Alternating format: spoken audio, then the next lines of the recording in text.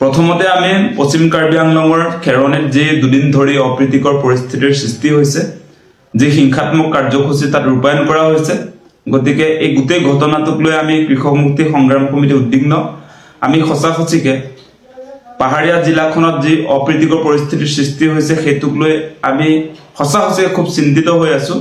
আৰু এই মুহূৰ্তত দুই পক্ষক কাৰ্বি ৰাইজ সমান্তৰালভাৱে যিসকল তাত পিজিআৰ ভিজিআৰ ভূমিত বসবাস কৰি যোৱাকালি যি ধৰণে তেওঁলোকে প্ৰতিবাদী কাৰ্যসূচী ৰূপায়ণ কৰাৰ নামত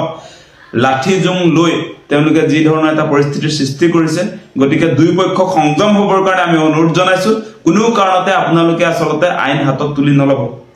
আৰু দ্বিতীয় কথাটো হৈছে, আপোনালোকে নিশ্চয় লক্ষ্য কৰিছে যে কাৰ্বি আংলঙত দীৰ্ঘদিন ধৰি তাৰ যিসকল কাৰ্বি ৰাইজ তেওঁলোকে প্ৰতিবাদ কৰি আছে যে পশ্চিম কাৰ্বি আংলঙৰ সেই অঞ্চলত যি ধৰণে আচলতে পিজিআৰ আৰু ভিজিআৰ ভূমিত সাংঘাতিক ধৰণৰ আগ্ৰাসন হৈছে, সেই আগ্ৰাসনৰ পৰা মুক্ত কৰিবৰ কাৰণে, সেই বেদখলকাৰীসকলক উচ্ছেদ কৰিবৰ কাৰণে তেওঁলোকে গণতান্ত্ৰিকভাৱে প্ৰতিবাদ কৰি আছিলে। আমি দেখিছো যে 15 দিন তেওঁলোকে হাংগাৰ ষ্ট্ৰাইক কৰি আছিলে, অনশন কৰি আছিলে। অনশন কৰি তেওঁলোকে তেওঁলোকৰ দাবীবিলাক উঠাই আছিলে। তেওঁলোকে কৈছে যে সেই অঞ্চলসমূহ আচলতে ইতিমধ্যে বহিৰাগত যিসকল তাত আগ্ৰাসিত লোক, তেওঁলোকে কোৱা অনুসৰি বিহাৰী বাঙালী যিসকলে তাত আচলতে বেদখল কৰি আছে, তেওঁলোকক উচ্ছেদৰ দাবী জনাই আছিলে। আৰু এই কাৰ্বি ৰাইজৰ প্ৰতিবাদক কোনো ধৰণেৰে আচলতে তাৰ যি কাৰ্বি অট'নমাছ কাউন্সিলৰ CEM তুলিৰাম ৰংহাঙেই হওক বা অসম চৰকাৰৰ ফালৰ পৰা কোনো ধৰণৰ গুৰুত্ব আৰোপ কৰা নাছিলে। আলোচনা কৰিম বুলি কোৱা হৈছিলে যদিও সেই আন্দোলনটোক পাত্তা দিয়া নাছিলে, সেইকাৰণে আলোচনাটো সময়মতে হৈ নুঠিলে, যাৰ কাৰণে কালি আৰু পৰহি হিংসাত্মক কাৰ্যসূচী তাত ৰূপায়ণ হৈছে। CEM তুলিৰাম ৰংহাঙৰ বাসগৃহও তেওঁলোকে জ্বলাই দিছে প্ৰতিবাদকাৰী কাৰ্বি ৰাইজে। গতিকে কেনেকুৱা এটা পৰিস্থিতি হৈছে, আৰু এই গোটেই পৰিস্থিতিৰ কাৰণে কিন্তু জগৰীয়া অসমৰ গৃহ বিভাগ, যিহেতু কাৰ্বি অট'নমাছ কাউন্সিল যদিও চলি আছে, তাত পুলিচ যিহেতু অসম চৰকাৰৰ মুখ্যমন্ত্ৰী হিমন্ত বিশ্ব শৰ্মাৰ নিজে গৃহমন্ত্ৰী, আজি অসম আৰক্ষীৰ গৃহ বিভাগৰ আচলতে গাফিলতিৰ কাৰণে, গৃহ বিভাগৰ ল এণ্ড অৰ্ডাৰ চিটুৱেশ্যন কণ্ট্ৰল কৰাত ব্যৰ্থ হোৱাৰ কাৰণেই আচলতে অপ্ৰীতিকৰ পৰিস্থিতিৰ সৃষ্টি হৈছে, যাৰ পৰিণতিত ইতিমধ্যে এগৰাকী কাৰ্বি যুৱকৰ মৃত্যু হৈছে পুলিচৰ গুলীত। তাৰ সমান্তৰালভাৱে এগৰাকী বিহাৰী সম্প্ৰদায়ৰ যুৱকৰ মৃত্যুৰ খবৰ আমি লাভ কৰিছো। গতিকে আপোনালোকে মূল কথাটো যদি চাই, আমি লক্ষ্য কৰিছো যে প্ৰতিবাদ যোৱাকালি যি ধৰণে হৈছে, যে দুই পক্ষৰ মাজত হিংসাত্মক প্ৰতিবাদ, আৰু সেইটো প্ৰতিবাদ বুলি আমি ক'ব পৰা নাই। আমি দেখিছো যে বিহাৰী যিসকল লোক আছে তাতে, বিহাৰী আৰু বাঙালী যিসকলে পিজিআৰ আৰু ভিজিআৰ ভূমিত বেদখল কৰি আছে, তেওঁলোকে হাতে হাতে লাঠি জোং লৈ যি ধৰণৰ প্ৰতিবাদ তেওঁলোকে কৰিছে, জয় শ্ৰীৰাম, ভাৰত মাতা কি জয় বুলি কয়, তাৰ পাছত আপোনাৰ কাৰ্বিসকলক গো বেক ধ্বনি দিয়ে। গতিকে কাৰ্বি ভূমিত কাৰ্বি গো বেক ধ্বনি দিয়া কথাটো কেনেকুৱা ধৰণৰ কথা হৈছে, এই কথাবিলাকে আচলতে কাৰ্বি ৰাইজক উত্তেজিত কৰিছে। সঁচাসচি কথাটো পাতিব লাগিব। আমি ইয়াত পৰিচিত কৰাৰ কোনো কথা নাই। আমি শান্তি সম্প্ৰীতিয়ে বিচাৰো, কিন্তু বেদখলকাৰীয়ে যেতিয়া হাতে হাতে লাঠি জোং লৈ কাৰ্বি ভূমিত, আপোনালোকে এটা কথা চাব, কাৰ্বি ভূমিত মানে যিটো মাটিৰ মালিক কাৰ্বিসকল, আৰু কাৰ্বি ৰাইজৰ মাটি দখল কৰা বেদখলকাৰীসকলে কাৰ্বি গো বেক ধ্বনি দিছে, আৰু তেওঁলোকে ধ্বনি দিছে ভাৰত মাতা কি জয়, জয় শ্ৰীৰাম। জয় শ্ৰীৰাম আৰু ভাৰত মাতা কি জয় বুলি কৈ কেনেকে কাৰ্বি গো বেক শ্লোগান তেওঁলোকে দিব পাৰে? সেই প্ৰশ্নবিলাক আজি আহিছে। আজি আপোনালোকে নিশ্চয় দেখিছে যে CEM তুলিৰাম ৰংহাঙৰ দিনত তাত কাৰ্বি ৰাইজ নিৰাপত্তাহীনতাত ভুগিছে। তেওঁলোকৰ হাতত থকা যি মাটিৰ অধিকাৰ, ভূমিৰ অধিকাৰ আজি খৰ্ব হৈছে। আজি আপোনালোকে নিশ্চয় দেখিছে যে 1951ত য'ত কাৰ্বি আংলঙত আপোনাৰ প্ৰায় 88%, 88% কাৰ্বি জনগোষ্ঠীৰ লোক আছিলে, তাত আজি আপোনাৰ 2025 চনত কাৰ্বি জনগোষ্ঠীৰ জনসংখ্যা 35%লৈ হ্ৰাস হৈছে। গতিকে সেই কথা বতৰাবিলাকত আচলতে কাৰ্বি ৰাইজ শংকিত হৈ আছে। আৰু তাতে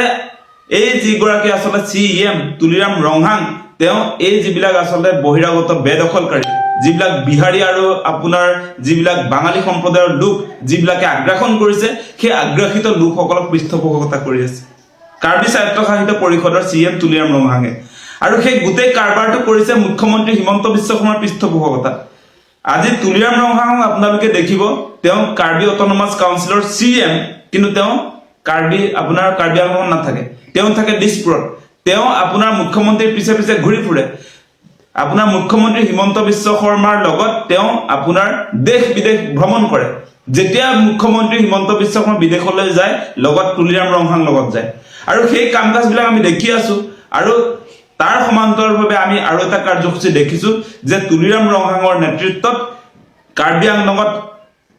প্ৰায় 1.5 লাখ বিঘা মাটি ইতিমধ্যে আচলতে কৰ্পৰেট হাউসক আদানী আম্বানীৰ হাতত তুলি দিছে আজি আপোনাৰ তাত সিমেন্ট ইন্ডাষ্ট্ৰি নিৰ্মাণ কৰিবৰ কাৰণে কেনেকৈ আচলতে আপোনাৰ কাৰ্বি আংলঙৰ মাটি এৰি দিয়া হৈছে সেই কথা বতৰাবিলাকত কাৰ্বি ৰাইজ আচলতে সাংঘাতিক ধৰণে ক্ষোভিত হৈ আছে আৰু তাৰ সমান্তৰালভাৱে এতিয়া কাৰ্বি আংলঙত যি ধৰণে আচলতে এই অনা অসমীয়া যিবিলাক আচলতে বিহাৰী বাঙালী মানুহে তাত আগ্ৰাসন কৰিছে সেই মানুহবিলাকৰ কাৰণে আজি কাৰ্বি ৰাইজ শান্তিত থাকিব পৰা নাই আজি সিএম তুলিৰাম ৰংহাঙে কাৰ্বি ৰাইজৰ মাজত এনেকুৱা এটা ভূমিকাত অৱতীৰ্ণ হৈছে তেওঁ মানে বদন বুলি ক'ব লাগিব এতিয়া কাৰ্বি সমাজত এতিয়া এগৰাকী বদন ওলাইছে সেই বদনজন হৈছে তুলিৰাম ৰংহাং গতিকে আপোনালোকে এটা কথা বিবেচনা কৰিব আজি আপোনাৰ কাৰ্বি আংলঙত কাৰ্বি ভূমিত যিটো আচলতে তেওঁলোকে কাৰ্বি গৌবেগ ধ্বনি দিছে সেইটো আচলতে কোনো অসমীয়া অসমত থকা কোনো মানুহে কেতিয়াও সমৰ্থন কৰিব নোৱাৰে আজি তেওঁলোকে কাৰ্বি গৌবেগ ধ্বনি দিছে কাৰ্বি আংলঙৰ ভূমিত কাইলৈ তেওঁলোকে অসমীয়া গৌবেগ ধ্বনি দিবলৈ আছে সেই আগ্ৰাসিত যিবিলাক মানুহ যিবিলাক বেদখলকাৰী তেওঁলোকৰ কোনো ধৰণৰ নৈতিক অধিকাৰ নাই 6 শিডিউল অঞ্চলত আপোনাৰ তাকো পিজিআৰ ভিজিআৰ ভূমিত তেওঁলোকে বেদখল কৰিছে গতিকে তেওঁলোকে কালি যিটো কাউন্টাৰ এটেক দিবলৈ আহিছে কাৰ্বি ৰাইজক খেদিবলৈ আহিছে কাৰ্বি ৰাইজক খেদি তেওঁলোকে পাহাৰৰ ফালে লৈ যাম বুলি কৈছে পাহাৰৰ ওপৰতহে তেওঁলোকক ৰাখিবগে মানে গতিকে এনেকুৱা কথা আজি আপোনাৰ বিহাৰী বাঙালীয়ে কাৰ্বি আংলঙত এনেকুৱা কথা ক'বলৈ তেওঁলোকে উদ্যত হৈছে আৰু এইবিলাক বিজেপি চৰকাৰৰ পৃষ্ঠপোষকতাত হৈছে আপোনালোকে দেখিব আমি দেখিছো যে যোৱাকালি তেওঁলোকে যিটো হিংসাত্মক কাৰ্যকলাপ কৰিছে যিটো হিংসাত্মক আন্দোলনৰ নামত যি ধৰণৰ তেওঁলোকে যুদ্ধং দেখি এটা পৰিৱেশ তৈয়াৰ কৰিছে